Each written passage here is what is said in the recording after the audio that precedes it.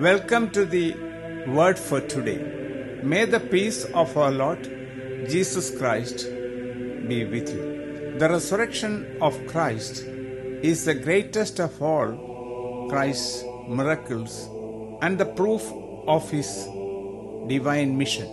For although he worked many other wonders, yet without his resurrection, as Paul states, our faith would be in vain and we would still be in our sins. This piece of John's Gospel tells the details about first people searching, second about sadness and fear, third about action, surprise and joy. Mary Magdalene is presented as a character alone walking in the darkness searching Jesus. She is broken through the passion and crucifixion of her dear teacher and friend. With tears trickling down her cheeks, she is moving towards the tomb. Mary's solitude, walking to the tomb even before the sun rises, emphasizes the sorrow of the moment. She is the first to break the paralysis of fear and shock. There are many accounts of this incident in the Gospels. All Gospel accounts of this moment vary on some points, but what is consistent is the day, and that it is Mary Magdalene who is the first to go to the tomb. Mary finds that the stone has been removed. She draws her conclusions instantly. Her perception of what has happened is that someone has entered and stolen the body. An opened tomb signals a tomb robbery. Unfortunately, such acts were well known in antiquity. We too often jump to conclusions about the situations we encounter in our lives without checking the details. In this case, Mary does not investigate the details. She runs back to tell Peter what she believes has happened. The focus now shifts to the experiences of Peter and the unnamed disciple, identified only as the one whom Jesus loved. Like Mary, they run. The unnamed disciple, perhaps younger, arrives first. Though Peter arrives later, he allows Peter to be the first to enter. Inside, Peter discovers that the tomb is indeed empty. The cloth that had covered Jesus' head has been rolled up and put in another part of the tomb. The two disciples go home. There are no shouts of joy and no celebration. The emptiness of the tomb does not seem yet to have made a difference.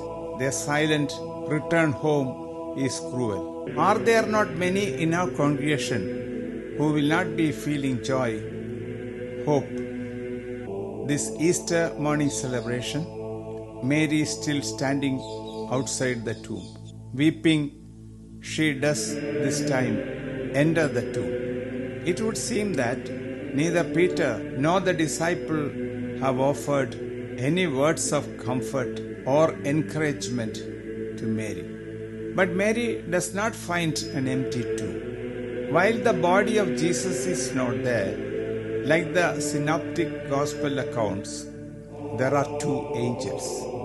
In response to their almost ridiculous question, "Why are you weeping?" she repeats the question once again to a man who believes he is the gardener. It was Jesus. He asks Mary the very same question. Whom are you looking for? Jesus asking the same question to us this Easter morning. What are you looking for? It was when Jesus called her by name that Mary recognized her beloved Rabbani. Is Jesus calling our name today? In the first creation story, God drove Eve and Adam out of the garden. But in this new creation, Jesus sends Mary out of the garden rejoicing. She is sent out to tell everyone the darkness has not overcome the Word made flesh who had lived among us. Mary is sent as the first apostle to Jesus' newly reborn brothers, the disciples. She had seen her Rabbi. She now understood that she has seen the glory as a Father's only Son, full of grace and truth. But Jesus also tells us we cannot remain in the garden clinging to Him. Instead, we must continue to trust His word and go. While we cannot be with Jesus physically, yet we rejoice and experience His presence by means of the Holy Spirit. He breathes over us as a community, a newly founded family of God, blessed by believing even without sight.